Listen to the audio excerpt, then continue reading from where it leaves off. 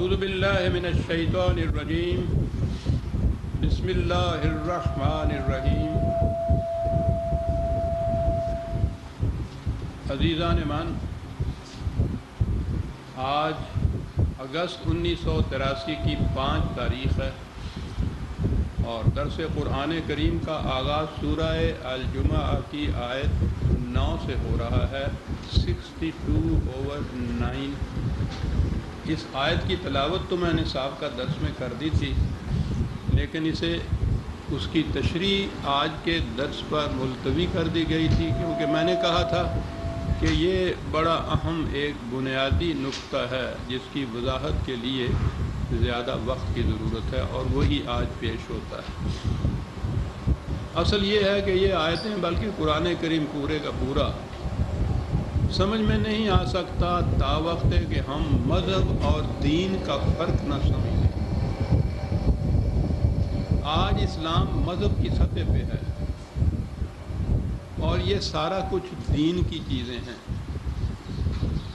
تو وہ اس تصور کے اندر فٹ ان نہیں ہوتا۔ اس کے اپنے تصور تھے، اپنے نظریات ہیں، اپنا پروگرام ہے، اپنے احکام و قوانین ہیں جو اسی کے لیے ہیں جسے دین کہا جاتا ہے۔ مذہب کے اندر تو کھینچ تان کے کسی نہ کسی طرح سے لے آئے اور پھر ان کی تعویلیں ہوئیں، ان کے اپنے مقصد کے مطابق تفسیریں ہوئیں۔ یہ بنیادی غلطی یہی تھی کہ اس کو دین کی جگہ مذہب سمجھ لیا گیا۔ مذہب خدا اور بندے کے درمیان کسی قسم کے پرائیویٹ سے تعلق کا نام ہے جسے کوئی متعین نہیں کر سکتا کہ وہ ہوتا کیا ہے۔ تعلق باللہ الفاظ ہیں، چند اصطلاحات ہیں کہ وہ قائم ہو جاتا ہے۔ اس کے قائم ہونے کا ذریعہ پرستش، عبادت کا یہ ترجمہ ہوا پرستش، بندگی، بھکتی، ورشپ، ہر مذہب میں ہے یہ۔ ہر اہل مذہب اپنے اپنے طریقے پہ یہ کچھ کر لیتا ہے اور مطمئن ہو جاتا ہے کہ میں نے مذہب، ریلیجن، دھرم کا فریضہ ادا کر دی۔ اب اس کے لیے یہ کہ صاحب اس سے ہوتا کیا ہے، تو پھر ایک اور اصطلاح آ جاتی ہے کہ اس سے ثواب ہوتا ہے۔ تنہا نماز پڑھی تو اس کا کم ثواب ہوا، با جماعت پڑھی یعنی مسجد میں جا کے ہر شخص وہاں بھی اپنی اپنی نماز پڑھ رہا ہوتا ہے، وہ ایک صدر میں کھڑے ہو جاتے ہیں، ایک صف میں کھڑے ہو جاتے ہیں، وہ ایک امام ہوتا ہے۔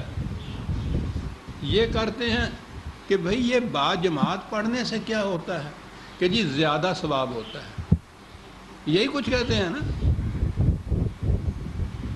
اس کے بعد یہ کہ جی پھر 8ویں دن ایک جمعے کی نماز ہوتی ہے، وہ بڑی با جماعت ہوتی ہے۔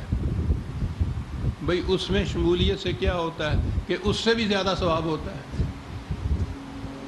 اور ثواب نہ کوئی سمجھا سکتا ہے نہ بتا سکتا ہے کہ ہوتا کیا ہے، اپنے ذہنی چیز ہے یہ۔ وہ مطمئن ہو جاتا ہے یہ کہہ کے کہ یہ زیادہ ثواب ہو گیا مجھے۔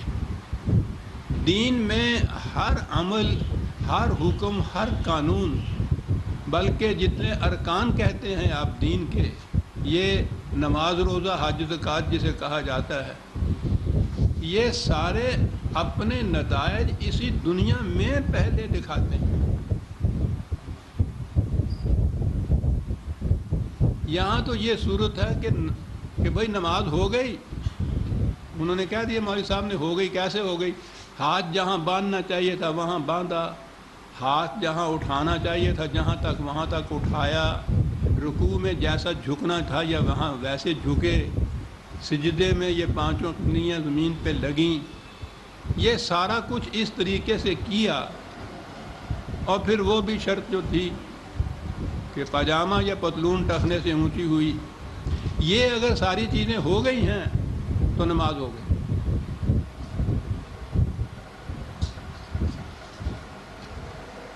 اس نے کہا تھا کہ نماز تو خیر لفظی عربی کا نہیں ہے، فارسی کا لفظ ہے،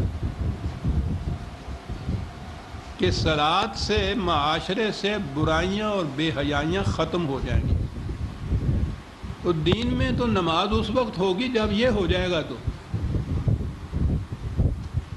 اور یہ ایک محسوس چیز ہے، معلوم ہو جائے گا کہ ہوا ہے یا نہیں۔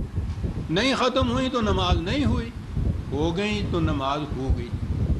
یہاں اس سے تعلق ہی نہیں ہے۔ برائیوں اور بے حیائیوں کے لیے پھر اور انجمنیں بنتی ہیں اور پروگرام بنتے ہیں، کچھ حکومت اپنے لیے کچھ کرتی ہے، سب ٹکریں مارتے ہیں، ڈور کو سلجھا رہے ہیں اور سرا ملتا نہیں، وہ بڑھتی چلی جا رہی ہیں، نماز ہوتی چلی جا رہی ہے۔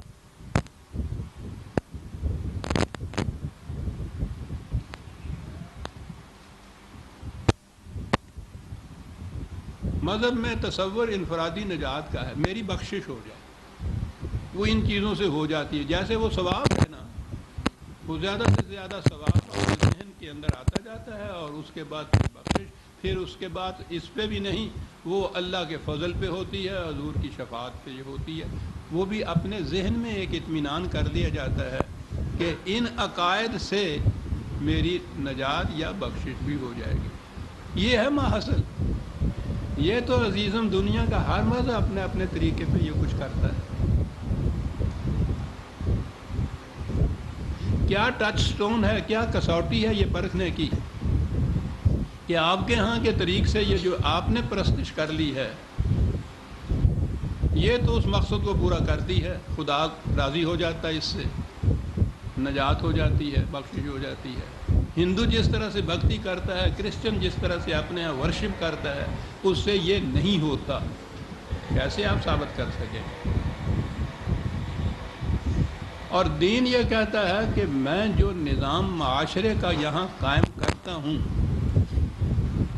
انسانیت کے لیے جو خوش آئند خوشگوار نتائج مرتب ہوتے ہیں عملاً، وہ کسی مذہب کی روح سے نہیں ہو سکتے، انسان کے کسی بنائے ہوئے نظام کی روح سے نہیں ہو سکتے۔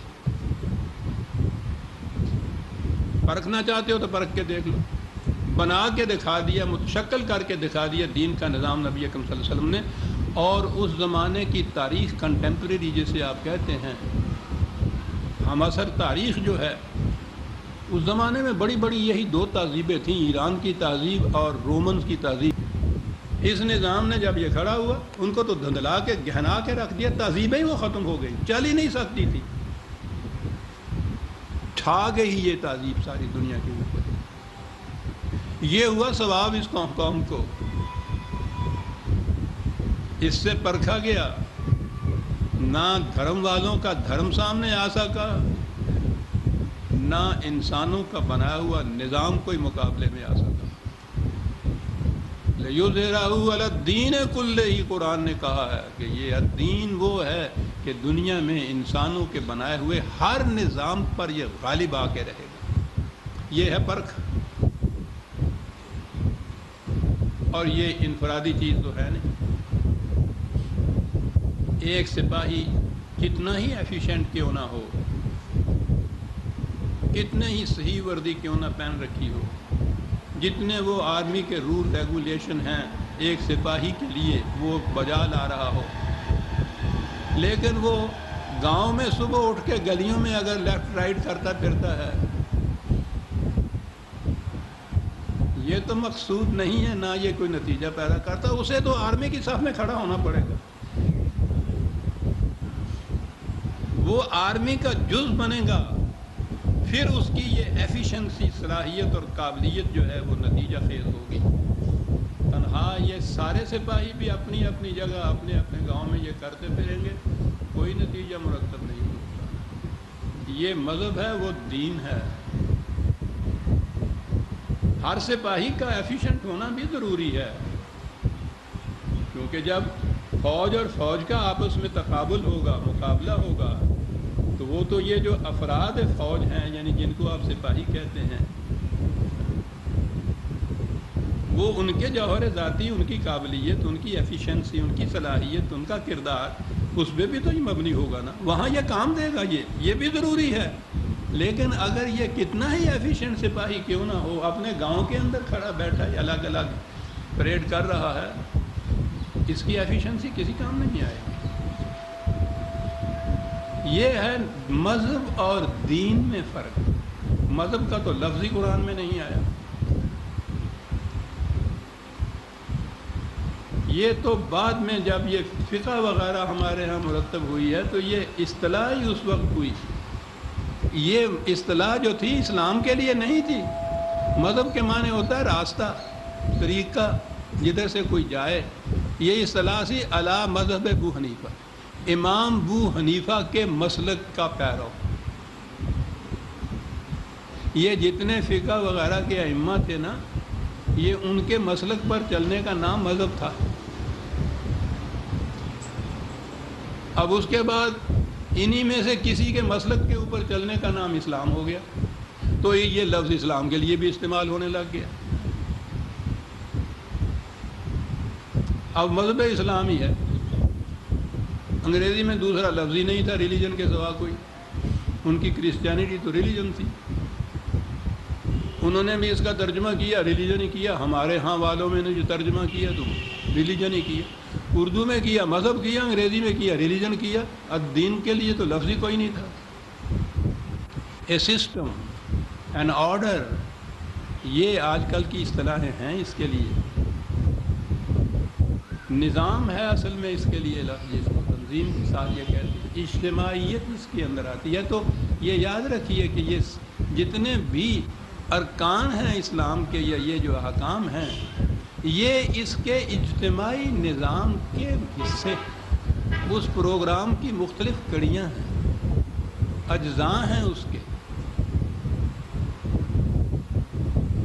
فوج کا جرنیل اگر اپنے ہیڈ کوارٹر میں بیٹھا ہوا نقشہ بنا رہا ہے، وہ بھی اس نظام کا ایک جز ہوتا ہے، جسے پھر سپاہی میدان جنگ میں عمل میں لا کر دکھا رہا ہوتا ہے۔ یہ سارے ایک نظام کے مختلف اجزاء ہوتے ہیں، جن پر عمل پیرا ہوا جائے تو وہ اس کا ایکیومولیٹو ایک ایفیکٹ ہوتا ہے، اس نقشے بنانے والے کا بھی اور اس سپاہی کا جو میدان میں کھڑا ہے دشمن کے مقابلے میں، ان تمام کا ایک اجتماعی نتیجہ ہوتا ہے، جس کو فوج کی فتح آپ کہتے ہیں۔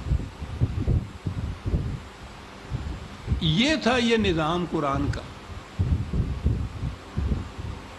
ایک ایسے معاشرے کا، نظام کا، تمدن کا، تہذیب کا قیام کہ جو انسانیت کو عدل اور احسان کے برکات سے متمتع کر سکے، انسانیت کو، کسی خاص قوم کو نہیں، کسی خاص فرد کی بات نہیں۔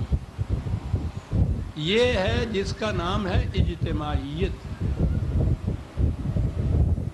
اب یہ جو کہا جائے نا کہ نماز تو جماعت کے ساتھ ہی ہوتی ہے، بالکل صحیح کہا۔ سپاہی تو فوج کی صف کے اندر سپاہی ہے۔ اب اس کا مفہوم سمجھ میں آ جائے گا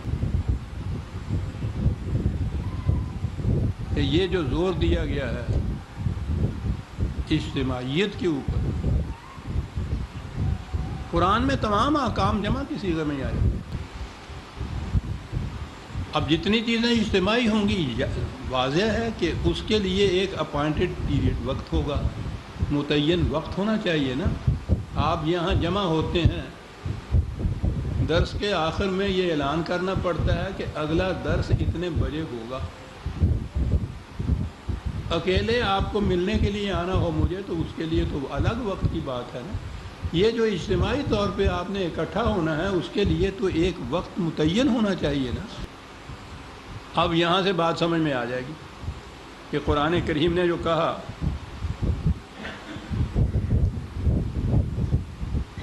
اب اس نے یہ بتانا یہ تھا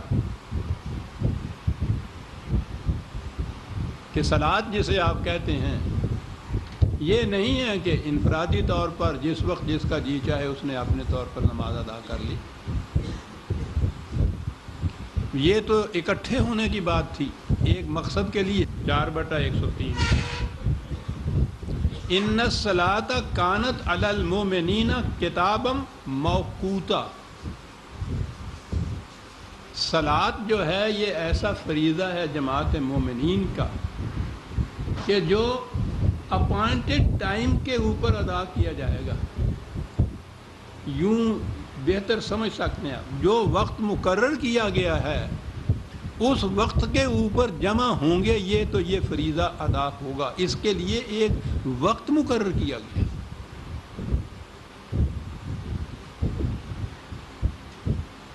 یہ کاہے کے لیے جمع ہوں گے؟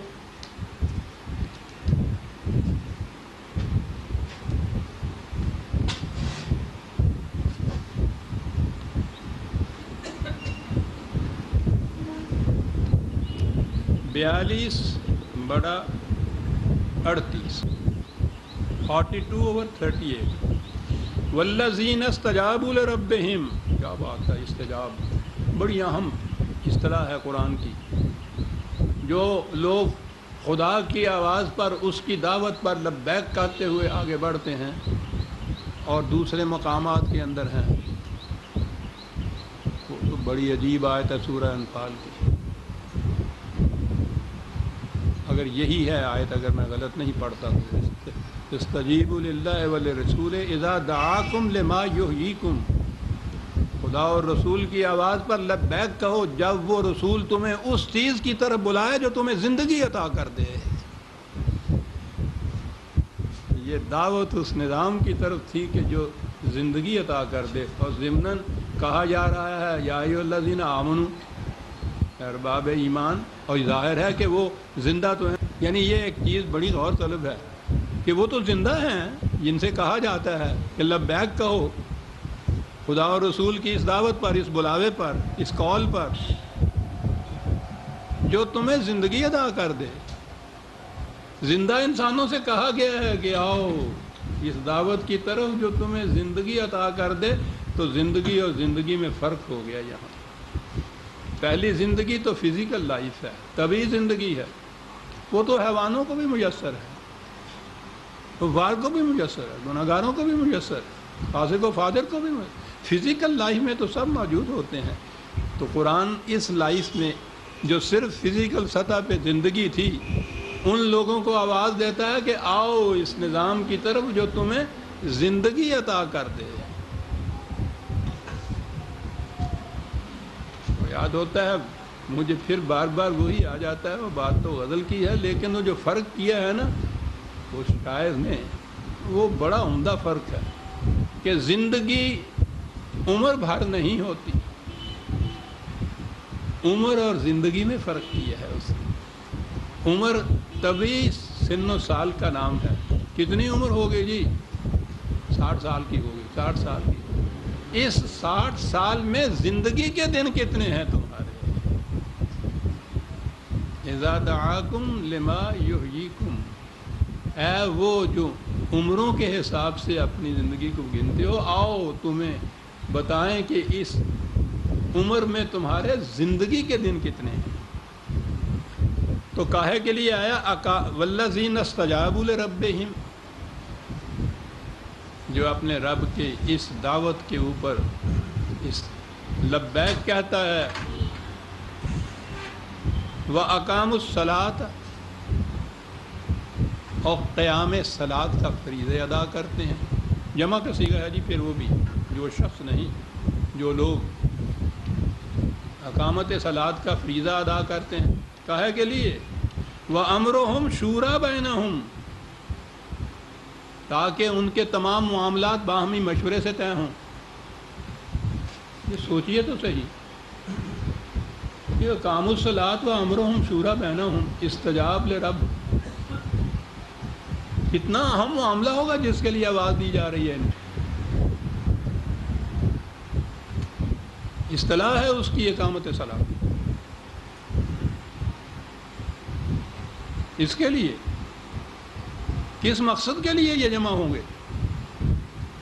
امرہم شورا بینہم، ان کے معاملات ان کے باہمی مشاورت سے طے ہوں، اس کے لیے وہ اکٹھے ہوں گے. تو یہ تو اجتماعی چیز ہے. اور پھر آپ اس کو دیکھیے، یہ ایک ایک قرآن کے 4 لفظ سارے آپ کے سیاسی الجھنوں کو دور کر دیتے ہیں، گتھیاں سلجھا دیتے ہیں۔ تیرا ہی جینا چاہے تو باتیں ہزار ہوں، امرہم شورا بینہم۔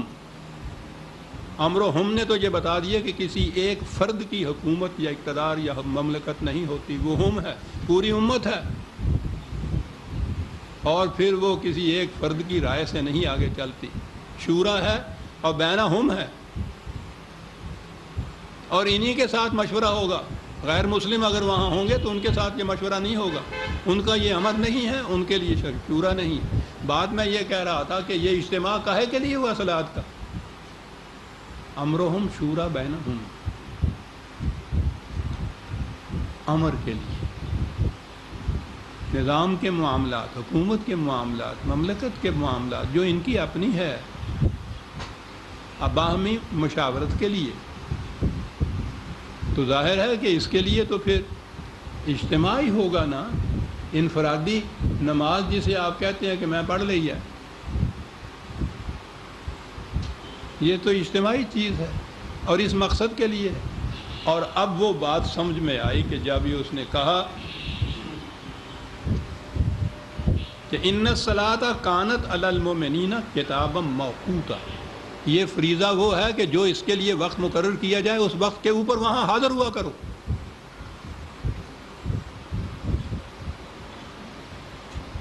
جو وقت بھی مقرر کرے، مملکت حکومت مقرر کرے گی، سربراہ مقرر کرے گا، وہ نظام مقرر کرے گا اجتماع کے لیے۔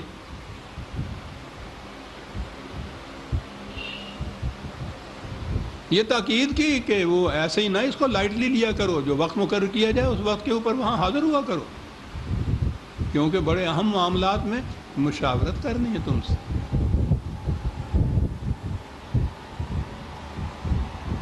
اب سمجھ میں بات آ گئی کہ یہ کتاب موقوتہ کیوں ہے۔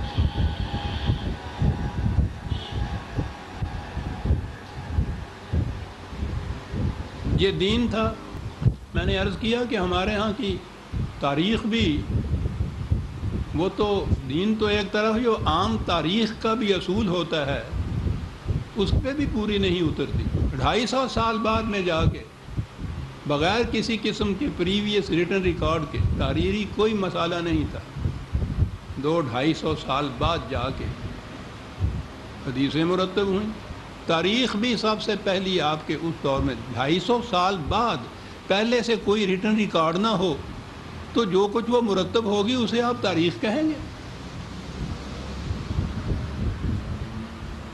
لیکن اس میں بھی بہرحال کچھ نہ کچھ تو کوئی چمک کی چیز مل ہی جاتی ہے۔ یہ ہے اس کے اندر کہ جب کوئی اہم معاملہ پیش ہوتا تھا تو اس وقت وہ ایک ڈونڈی پیٹنے والا جسے کہتے ہیں نا، منادی کرنے والا، اس زمانے میں یہی طریقے تھے، وہ منادی کرتا تھا شہر میں، مدینہ میں، الصلاۃ الجامع، الصلاۃ الجامع، آؤ صلاۃ کے لیے جمع ہو جاؤ۔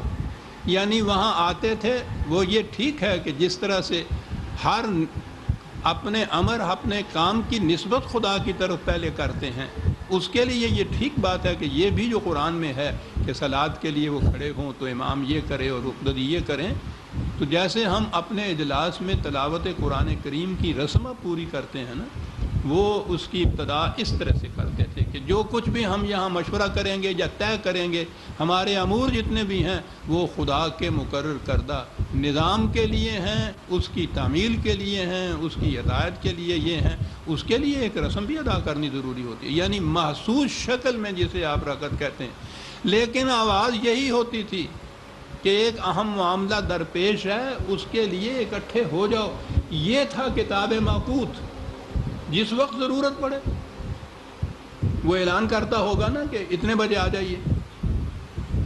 جبھی ایک وقت میں اکٹھے ہو سکتے تھے نا کہ وقت مقرر کیا جائے۔ اب کتاب موقوتہ آپ سمجھ لیا کہ معنی کیا ہوئے قرآن کے؟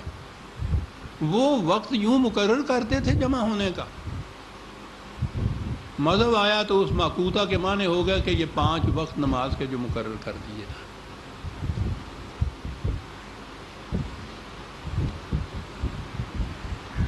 یہ ہو گیا اس نماز کے لیے کہ جو محض ثواب کی خاطر پڑھی جاتی ہے، اس میں اجتماعی نتائج یا نظام کی کوئی صورت نہیں ہوتی۔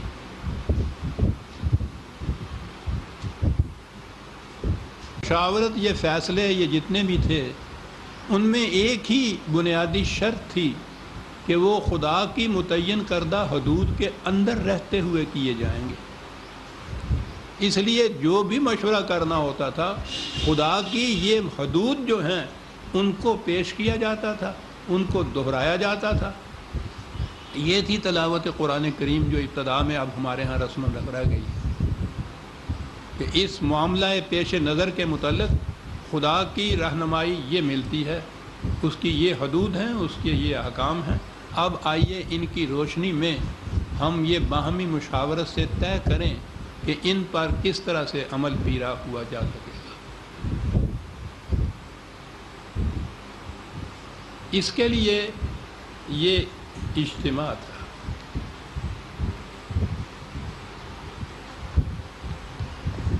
اور یہی وہ اجتماع ہے جس کے لیے یہ سورہ جمعہ ہمارے سامنے جو آئی ہے۔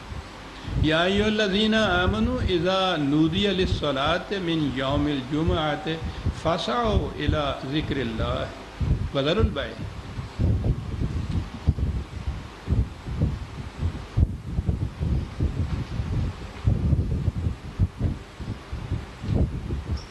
اے جماعت مومنین، جب تمہیں میں وہ یوم الجمعہ کے لفظ ایسے بھی رکھتا ہوں، یوم الجمعہ کی صلاۃ کے لیے آواز دی جائے تو یہ بڑا اہم اجتماع ہے۔ جو کام بھی اس وقت کر رہے ہو اس کو چھوڑ دو،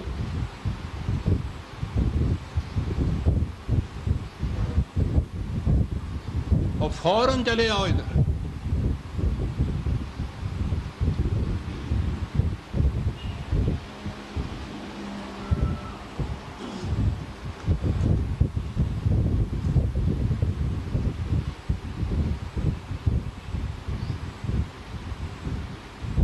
یوم کے معنی دن بھی ہوتا ہے، یہ بڑا وسیع المعنی لفظ ہے عربی زبان کا۔ ایک دن تاریخ کا ایک پورا وقفہ، ایک سٹیج، ایک پیریڈ، ایک زمانہ، ایک دور، ایک عہد، اور وقت کا تھوڑا سا لمحہ بھی۔ جب ہم بھی کہتے ہیں نا کہ اس وقت میں نے یہ سوچا، تو یہ وقت جو ہوتا ہے اس کے معنی وہ ذرا سا لمحہ ہوتا ہے۔ یہ یوم ان معنی میں بھی آتا ہے عربی زبان میں، کسی مقصد کے لیے متعین وقت جو ہے وہ بھی اس کا یوم ہے۔ اب یہ جمعہ کا تو لفظ ہی بتا رہا ہے اجتماعیت، اکٹھے ہونے کا وقت۔ اس نظام کے انداز میں لیا جائے تو یہ ہوگا، وہی نودی للصلاۃ من یوم الجمعہ۔ اجتماع کے وقت کے لیے جب تمہیں بلایا جائے، آواز دی جائے، تو کام کاج چھوڑ کے فوراً آ جایا کرو۔ اور یہ اجتماعیت تو ہر صلاۃ کے لیے بھی تو یہ ہو جاتی ہے، اس کے بھی یہ تو آواز دینی ہوتی ہے۔ یہ انفرادی صلاۃ یا انفرادی نماز، یہ تو ہم نے کہا کہ یہ تو تصور ہی نہیں ہے۔ قرآن تو کہتا ہے وَارْكَعُوا مَعَ الرَّاكِعِينَ، یہ تو اجتماعی چیز ہے، باقیوں کے ساتھ مل کے کچھ کرنا ہے۔ اس اعتبار سے تو ہر اجتماع کے لیے جو وہ آواز آئے گی اسلامی مملکت یا حکومت کی طرف سے، اس آواز کے اوپر لبیک کہتے ہوئے فوراً اکٹھا ہونا پڑے گا۔ یہ جسے کہیں گے نا کہ ونس فار آل، قیامت تک کے لیے یہ اوقات مقرر کر دیے۔ مذہب میں تو یہ ہے کہ ان اوقات کے اندر نہ وہاں کوئی مسئلہ درپیش ہے، نہ اس کے لیے کوئی مشورہ کرنا ہے، نہ یہ ہے کہ جب اہمیت ہو، جب بھی ضرورت پڑے اشد اس وقت آواز دینی ہے۔ وہ تو ایک ثواب کا کام ہے جس کے لیے آنا ہے۔ ایک الگ الگ پڑھ لیجئے نماز تو بھی ہو جاتی ہے، با جماعت پڑھیے ثواب زیادہ ہو جاتا ہے۔ وہ مملکت، وہ حکومت، وہ اس کے مشورے، وہ اس کی سیاست، اس کا تو اس سے دخل ہی نہیں، ثنویت ہے۔ وہ کام حکومت کا ہے، وہ کرتی رہے۔ یہ مذہب والوں کا کام ہے، سربراہ مملکت اور ہے، نماز کا امام اور ہے، دین میں دونوں ایک ہوتے ہیں۔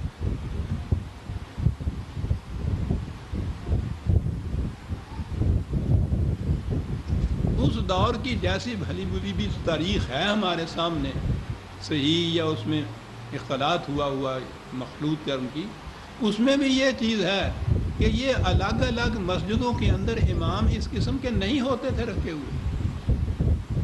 حکومت کے عمال جو تھے وہی یہ فرائض سر انجام دیتے تھے، اجتماع ہوتا تھا اہم معاملے میں مشورہ کرنے کے لیے۔ وہ جو اس علاقے کا کہہ دیجیے ایس ایچ او کہہ دیجیے یا کوئی ایگزیکٹو انجینئر کہہ دیجیے، اس علاقے کا جو عامل اس کو کہتے تھے، عربی زبان میں اس کا لفظ یہ ہے the worker of the government. وہ یہ فریضہ ادا کرتا تھا، آواز دیتا تھا، وہ آتے تھے وہاں بات بھی کرتا تھا، یہ ٹھیک ہے۔ ابتدا ان کی ضرور خدا کے اقدار کے سامنے لانے سے، یاد دہانی کرنے سے جو ہوتا ہے اس کا ایک طریق مقرر کیا ہوا تھا، وہ ٹھیک ہے، صلاۃ جسے کہتے ہیں، نماز جس کا کہتے ہیں، لیکن مقصد اس کا یہ تھا، وہ تمہید تھی اس مقصد کے لیے۔ ویسے یہ اسلام سے پہلے عربوں کے ہاں بھی وہ اگرچہ حکومت ان کے ہاں نہیں تھی، قبائلی زندگی تھی، لیکن اس قسم کی مشاورت، باہمی معاملات میں فیصلے کرنے کے لیے اجتماعات ان کے ہاں ہوتے تھے۔ یہ ان کے ہاں یوم العروبہ یا یوم الجمعہ، یہ ان کے ہاں جاہلیت کے زمانے میں بھی یہ تھا ایک جمع ہونے کا ندوہ، ان کے ہاں بھی تھا، مشورہ گاہ جسے آپ کہتے ہیں، اس کے لیے وہ بھی جمع ہوتے تھے۔ لیکن میں اس سے بحث نہیں کرتا، وہ مقرر شدہ اوقات ہوں، ونس فار آل مقرر کر دیے گئے ہوں کہ دن میں اتنی مرتبہ فلاں فلاں وقت میں آواز دی جائے تو آ جائیے، یا ہفتے میں ایک دن کے لیے آواز دی جائے تو آ جائیے، یہ چیزیں جزیات ہیں۔ آج جس مقصد کے لیے آ جائیے وہاں فرق پڑتا ہے دین میں اور مذہب میں۔ یہ نہیں آ جائیے اور چپکے سے امام خطبہ دے تو خاموشی سے سنتے رہو، نہ امام کو پتہ کہ وہ عربی زبان میں جو بول رہا ہے اس کے معنی کیا ہے، نہ سننے والوں کو پتہ کہ اس کے معنی کیا ہے۔ لفظ وہی خطبہ آ گیا جس کے انگریزی کا ترجمہ ہی ایڈریس ہے، یو ایڈریس ہے پیپل۔ خطاب تو ہم سمجھتے ہیں، اب دیکھیے ہمارے ہاں خطاب میں اور خطبے میں فرق ہو گیا۔ خطبہ تو وہی مذہبی ہوتا ہے جو امام دیتا ہے جمعے کو، خطاب ہر لیڈر کرتا ہے کون؟ دیکھا آپ نے یہ ڈوئلزم جو پیدا ہوئی مذہب اور دین میں، الفاظ وہی رکھے جاتے ہیں، مفہوم بدل جاتا ہے ان کا، اور وہ اٹھ کے چھپا ہوا کتاب کے اندر کسی زمانے کا، ہم نے تو بچپن میں سنا ہے، وہ مولوی صاحب جو خطبہ دیا کرتے تھے اس خطبے کے اندر جو یہ چلا آ رہا تھا ملوکیت کا زمانہ کا، وہ جو سلطان وقت یا خلیفہ یا بادشاہ ہوتا تھا خطبے میں اس کا نام لیا جاتا تھا۔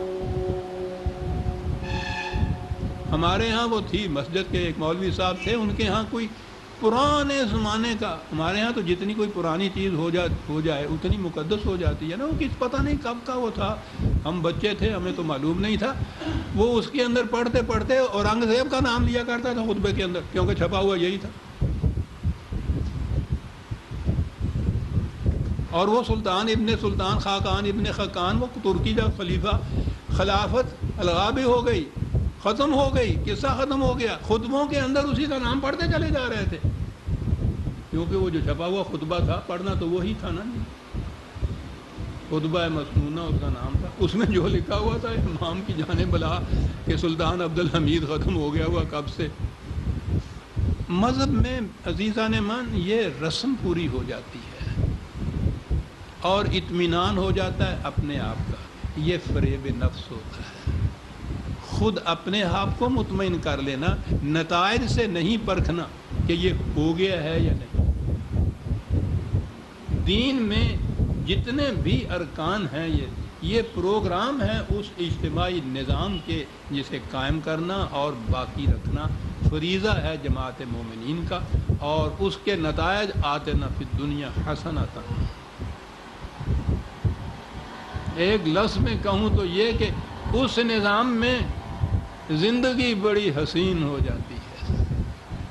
میں سمجھتا ہوں اس سے زیادہ جامع لفظ نہیں، قرآن نے بھی تو یہی لفظ استعمال کیا ہے،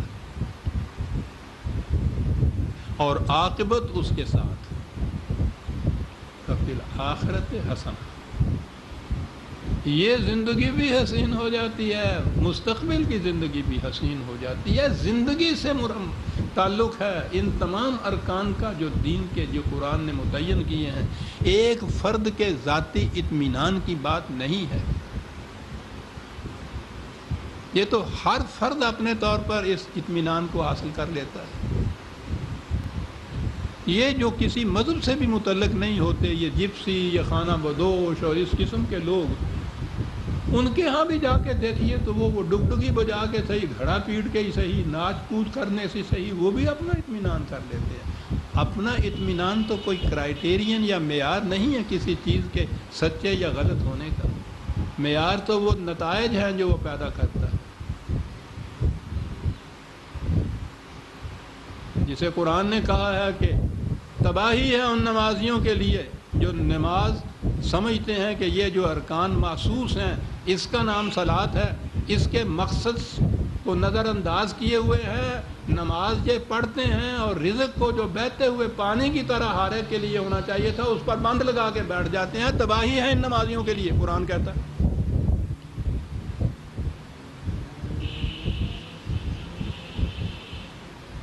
صلاۃ کا تو اتنا گہرا تعلق ہے، حضرت شعیب علیہ السلام کے ذمہ قرآن میں یہ ہے نا کہ انہوں نے اپنے قوم سے کہا کہ تم بہت مخالفت کرتے ہو یا سب کچھ ہے، ٹھیک ہے بھائی مجھے صلاۃ کی تو اجازت دے دو۔ انہوں نے بھی سمجھا ہوگا کہ یہ ہماری طرح پوجا پاٹ بھکتی پرستش کی کوئی رسم ہے، ادا کرتا کر لے، ہم اپنے طور پہ کر لیتے ہیں، یہ اپنے طور پہ کر لیا کرے گا۔ اور قرآن نے بات یہاں سے کہی کہ انہوں نے یہ کہا کہ شعیب ہم نے تو یہ سمجھا تھا نماز کا، کیا تیری صلاۃ ہمیں اس کی بھی اجازت نہیں دیتی کہ ہم اپنے مال کو بھی اپنی مرضی کے مطابق خرچ کر سکیں؟ کیا بات ہے، شعیب کی صلاۃ دین کی صلاۃ تھی، وہ اس کی اجازت نہیں دے سکتے۔ اس کے لیے یہ مال و دولت جو کمایا ہوا ہے یہ محتاجوں، مفلسوں، غریبوں کی ضروریات پوری کرنے کے لیے، کھلا رکھنے کے لیے ہے، بند لگا کے رکھنے کے لیے نہیں ہے۔ ساقون صلاۃ کا مقصد نہیں، ہم یراؤن، جو چیزیں لوگ دیکھ سکتے ہیں یہ وہ کچھ کر دیتے ہیں اور سمجھ لیتے ہیں کہ ہم نے صلاۃ کا فریضہ ادا کر دیا۔ صلاۃ کا فریضہ یوں ادا کیا اور جا کے اور پانی کے چشمے کے آگے بند لگا کے اس کو اپنے کھیت کی طرف موڑ دیا۔ ویل للمصلین، یہی نہیں کہ ان کو اس کا کوئی اجر نہیں ملے گا، تباہی ہے ان مصلین کے لیے۔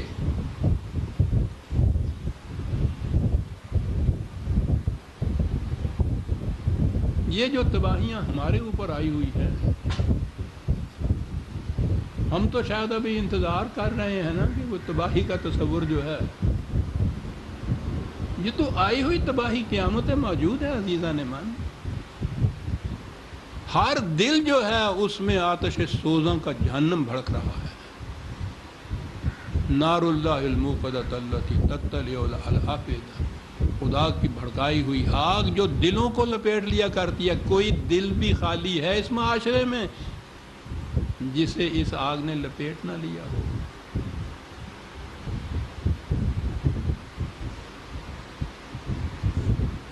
نماز پڑھنے والے مسلمین کی تعداد تو کم نہیں ہے، کم ہو بھی تو کوششیں یہ ہو رہی ہیں کہ ان میں اور اضافہ ہو جائے، اور وہ جتنا کچھ کر رہے ہو اس نے کیا کر کے دکھا دیا کہ جو اور اس میں اضافہ کر دو گے تو اضافہ کرنے والے جو ہیں وہ اسلام کے احیاء کے لیے مطمئن ہو جاتے ہیں کہ ہم نے بہت کچھ کیا، وہ پڑھنے والے اپنے طور پہ مطمئن ہو جاتے ہیں، اور یہ تباہیاں بڑھتی چلی جاتی ہیں۔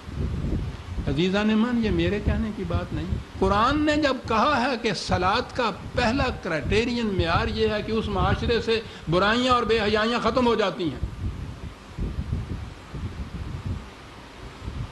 اس صلاۃ کو وہ قائم کرو کہتا ہے، وہ تو پڑھو تو نہیں کہتا ہے۔ قیام ہے، اسٹیبلش کرنا ہے کسی ایسی چیز کو جس سے یہ برائیاں اور بے حیائیاں ختم ہو جائیں۔ وہ کرو.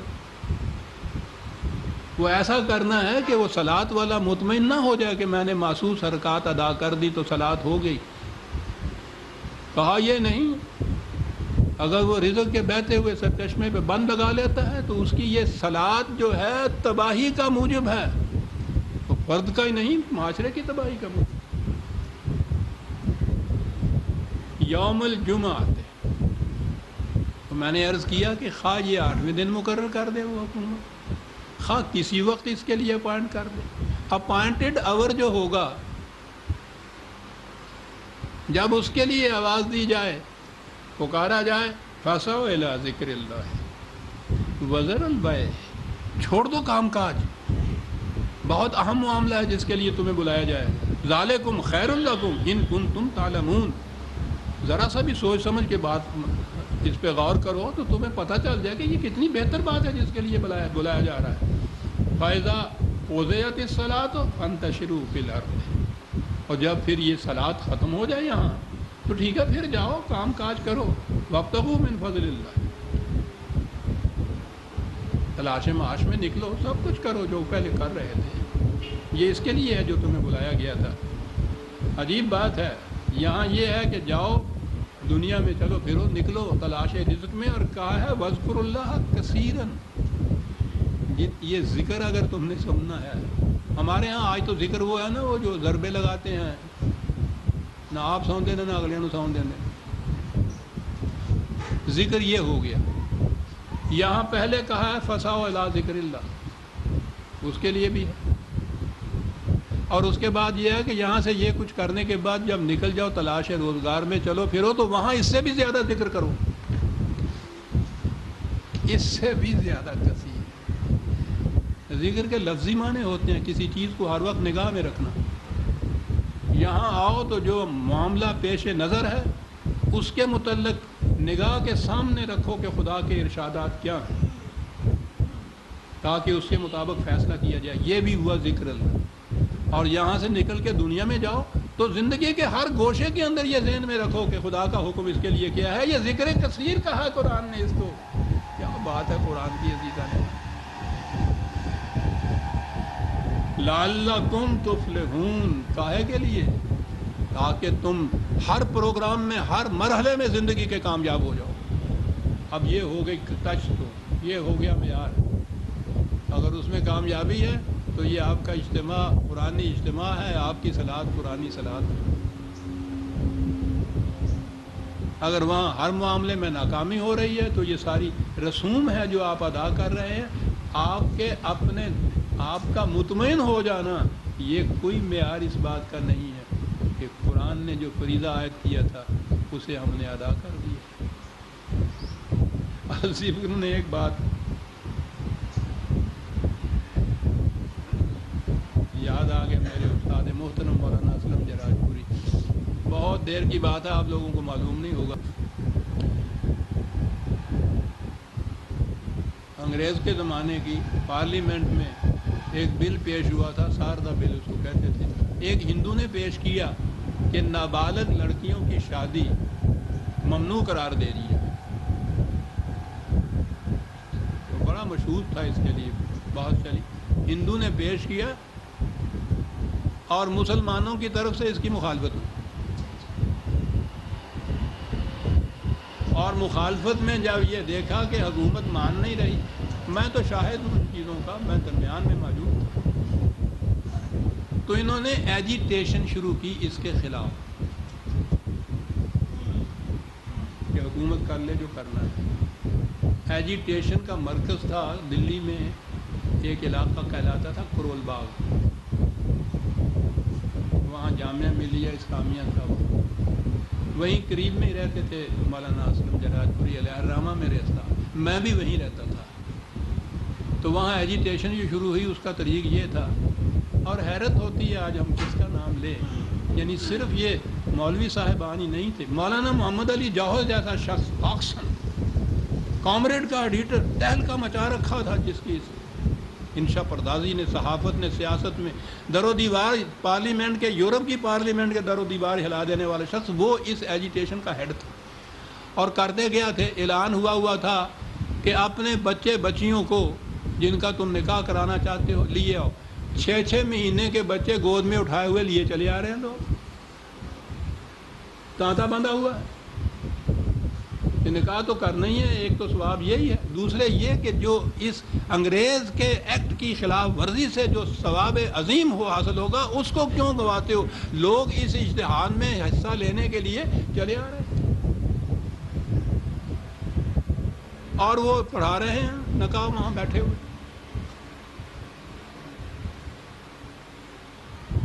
سوچتے ہیں کن ادوار سے یہ قوم گزری تھی عزیزان من، ایک کاش کہیں تاریخ لکھی جاتی اس چیز کی۔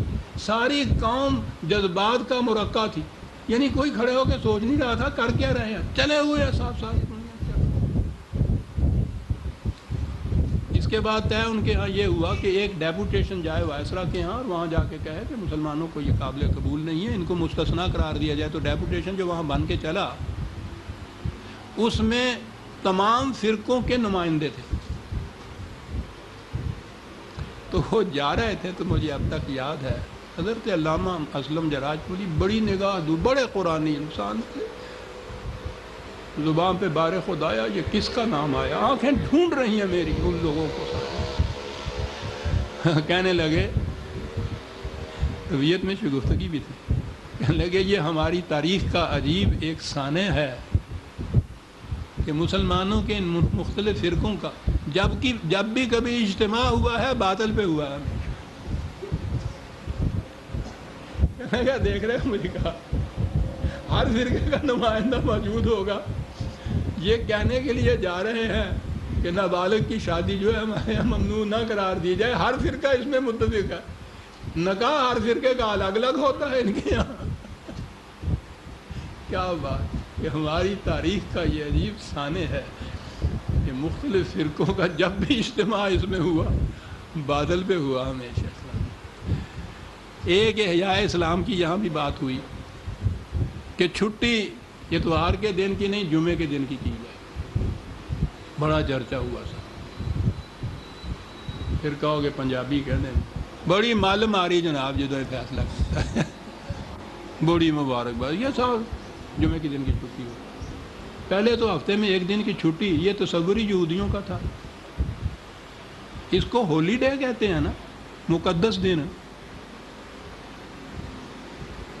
تورات میں یہ ہے نا کہ خدا نے 6 دن میں یہ ساری کائنات بنائی اور تھک گیا، یہ قرآن میں تورات میں ہے، اور 7ویں دن پھر اس نے آرام کیا، اور وہ دن تھا سبت کا یعنی سیٹرڈے۔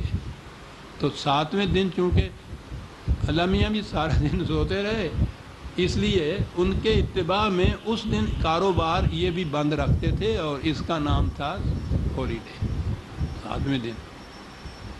تو شروع میں تو آپ کو شاید اس تاریخ کا پتہ نہ ہوگا، یہ عیسائیت جو ہے یہ الگ ان کے قوانین نہیں تھے، یہودیوں کے قوانین ہی کو فالو کرتے تھے، یہ بھی اسی دن کو آف ہوتے تھے، چھٹی مناتے تھے۔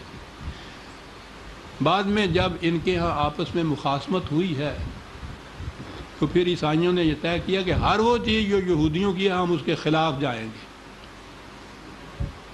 ان کے ہاں سور حرام ہے، ہم سور کھائیں گے۔ انہوں نے کیا، انہوں نے جاؤ کھاندے پھر، ان کے ہاں ختنہ کیا جاتا ہے، ہمارے ہاں ختنہ بند ہے۔ یہ اس طرح سے عیسائیوں کے ہاں یہ احکام بنے ہیں ضد میں، یہ ہفتے کے دن چھٹی کرتے ہیں، ہم اتوار کو کریں گے، تو وہ چھٹی وہ یوں ہوتی تھی۔ اب آپ کے ہاں وہ چلی آتی تھی ایک رسم اتوار کی چھٹی، انہوں نے کہا کہ اسلامی چھٹی ہونی چاہیے، جمعے کے دن چھٹی، کاروبار بند۔ اگر یہ معاشرتی مسئلہ ہوتا تو ٹھیک ہے، ایک دن ہفتے میں آف کر لیجئے، جمعہ سوٹ کرتا ہے وہ کر لیجئے، نہیں یہ اسلامی ہے، اور اسلامی کی جو سند ہے، خدا کا قانون، خدا کا قرآن جو خدا کی کتاب ہے، اس میں یہ ہے کہ جب جمعے کی نماز کے لیے آواز دی جائے تو کاروبار چھوڑ کے ادھر آ جایا کرو۔ تو پہلی چیز تو یہ ہوئی کہ جمعے کی نماز سے پہلے کاروبار سارا کرنا ہے، اور اس کے بعد یہ ہے کہ جب نماز ختم ہو جائے تو فسح و علاج، پھر جاؤ کاروبار میں اور تلاش معاش میں نکل جاؤ کہ اس کے بعد بھی کاروبار کرنا ہے۔ وہ تو جمعے کے، یعنی عجیب اتفاق ہے کہ اس کے متعلق قرآن میں یہ ہے کہ اس نماز سے پہلے بھی کاروبار کرو، نماز کے بعد بھی جاؤ کاروبار کرو، صرف نماز کے لیے ہے جو وقت تھا۔ اب یہ جو اس قسم کی چیز کے پہلے بھی کاروبار بند رکھو بعد میں بھی کاروبار بند رکھو، یہ تو قرآن کے اس حکم کے خلاف جا رہا ہے، یہ احیاء اسلام اور جس پہ تمام فرقے متفق تھے۔ وَسَعُوا إِلَىٰ ذِكْرِ اللَّهِ لَعَلَّكُمْ تُفْلِحُونَ، تاکہ تم کامیاب ہو۔ کہتا ہے ان کی کیفیت یہ ہے، نئے نئے ابھی مسلمان ہوئے ہیں، ان کی حالت یہ ہے وَإِذَا رَأَوْا تِجَارَةً أَوْ لَهْوًا انفَضُّوا إِلَيْهَا وَتَرَكُوكَ قَائِمًا قُلْ مَا عِندَ اللَّهِ خَيْرٌ مِّنَ اللَّهْوِ وَمِنَ التِّجَارَةِ وَاللَّهُ خَيْرُ الرَّازِقِينَ۔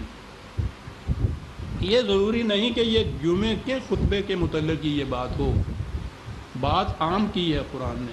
یہ بھی معلوم نہیں کہ یہ خصوصیت سے یہ منافقین جو اس زمانے میں آتے تھے ان کی حالت تھی، یا قرآن نے یہ کہا ہے کہ یہ بدو لوگ جو نئے نئے مسلمان ابھی ہوئے ہیں ان سے کہیے کہ اپنے آپ کو یہ نہ کہا کریں کہ ہم ایمان لے آئے ہیں، ان سے کہو یہ کہا کریں کہ ہم تو اس مملکت کے سامنے جھک گئے ہیں، سرنڈر کر دیا ہم نے اپنے آپ کو۔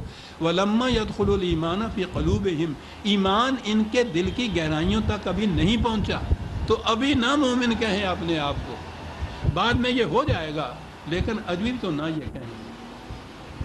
تو یہ ہو سکتا ہے کہ یہ مجمع جو تھا اس میں یہ لوگ بھی موجود ہوتے ہوں گے، وہ کچے ایمان والے۔ کہا ان کی صورت یہ ہے کہ بیٹھے ہوئے ہوتے ہیں یہاں، باہر اگر کوئی تجارت کا قافلہ آ گیا تو ان کے ہاں تو ہر وقت مارکیٹ نہیں ہوتی تھی نا، قافلے آتے تھے تو اس وقت ہی خرید و فروخت فوراً ہو جاتی تھی، اور جو پہل کر لیتا تھا اس کو زیادہ منفعت ہوتی ہوگی۔ قافلہ کوئی آ جاتا تجارت کا، یا ویسے ہی کوئی بندر نچانے والا ڈگڈگی بجاتا ہے، کہنے لگا ان کی یہ صورت ہے کہ تو کتنی اہم بات کیوں نہ کر رہا ہو تجھے چھوڑ جاتے ہیں اور ادھر بھاگ جاتے ہیں۔ ان سے کہو کہ جس بات کے لیے تمہیں خدا یہاں بلا رہا ہے اور جو تمہیں وہ دے رہا ہے وہ تجارت کے نفعوں سے بھی زیادہ منفعت بخش ہے، اور یہ جو اس قسم کا کھیل تماشا ہے اس سے بھی زیادہ زندگی کے لیے زیادہ لذیذ اور انسب ہے۔ واللہ خیر الرازقین، رزق کی بات ہی کہتے ہو، اس نظام کے تابع آپ نے دیکھنا کہ کس طرح جھولیاں بھر بھر کے رزق تمہیں ملتا ہے، تھوڑا سا توقف تو کرو۔ اتنی سی ٹیمپٹیشن جو ہوتی ہے اس کو اوور کم نہ کرنے دو، اپنے اوپر نہ آنے دو مسلط کہ ذرا سی ٹیمپٹیشن ہوئی اور بھاگ کھڑے ہوئے۔ بات تو قرآن نے اس زمانے کے ان بدوؤں کی کہی ہے، عزیزان من، کیا ہم سب کا یہی حال نہیں کہ ذرا سی کہیں سے ٹیمپٹیشن ہو؟ یہ سوال نہیں ہے کہ وہ خطبہ دینے والا ہے اس کو ہم چھوڑ جاتے ہیں، سارے قرآن کو چھوڑ جاتے ہیں، اسلام کو چھوڑ جاتے ہیں، ان کے اصولوں کو چھوڑ جاتے ہیں، ذرا ٹیمپٹیشن۔ اور پھر یہ جو لہو و لعب کی ٹیمپٹیشن ہے، کھیل تماشے کی ٹیمپٹیشن، وہ تو پوچھو ہی نہیں سر۔ وہ سوداگری کی منفعت والی تو بڑوں کو ہوتی ہوگی، نوجوان طبقہ ہمارا تو ہے یہ بہہ چلا جا رہا ہے اس کے اندر۔ یہ کیوں ہے؟ اس لیے کہ خدا نے جو کہا تھا نا کہ ہمارے ہاں اس سے کہیں بہتر کچھ ہے، وہ بہتر ہے نہیں کہیں، اس لیے یہ بہہ چلے جا رہے ہیں، ان کا قصور نہیں ہے۔ بہتر دیجئے تو کون پاگل ہے جس کو اپنے نفع نقصان کا بھی بھلا نہ ہو؟ دیکھیے خدا نے دلیل کیا دی ہے کہ جس چیز کے پیچھے یہ لپک کے جاتے ہیں ہم اس سے بہتر دیتے ہیں ان کو، اور اگر ذرا سے بھی عقل و ہوش سے کام لیں تو نظر آئے گا کہ بہتر کو چھوڑ کے کمتر کی طرف جانا تو اچھی سوداگری، اچھا کاروبار نہیں ہے صاحب۔ سورہ جمعہ کی یہ آیت آخری تھی، یہ ختم ہو گئی، قریباً وقت بھی وہ ختم ہو گیا، اگرچہ ہم نے بات دیر میں شروع کیا تھا لیکن ختم ہوا ہے۔ ہم سمجھتے ہیں کہ اگلی آیت کو اگلے درس میں لے لیا جائے، وہ سورہ منافقون سے ہم شروع کریں گے۔